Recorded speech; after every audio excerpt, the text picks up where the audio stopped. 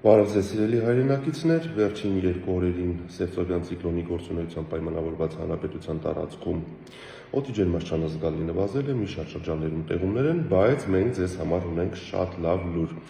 Վաղվանից սկսած հոկտեմբերի 3-ից այդ ցիկլոնը ամբողջությամբ դուրս կգա մեր տարածաշրջանից, իր տեղը զիջելով հարավ-արևմուտքից արևադարձային լայնություններից ներթափանցող տակոթային հոսանքներին,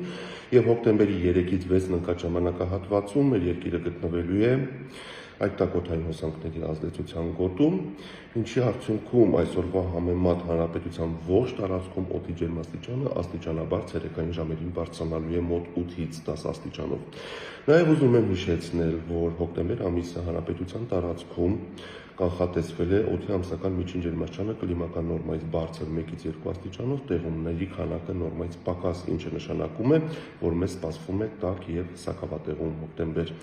Այսպիսին է շրջակա միջավայրի նախարարության հիդրոմետկենտրոնի կանխատեսումները, ձեզ մաղթում եմ լավ օր։